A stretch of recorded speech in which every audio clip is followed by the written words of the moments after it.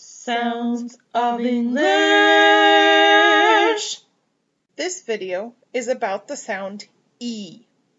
The sound E in English comes from the letters E and IE, like in the word believe, the letter E alone, like in the word me, the letters EY, as in key, the letter I, as in pizza, the letter E with a consonant, and then E as in Pete, the letters EA as in eat, and the letters EE as in week.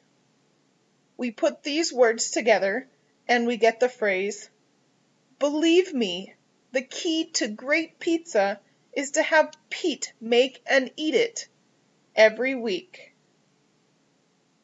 Believe me, the key to great pizza is to have Pete make and eat it every week.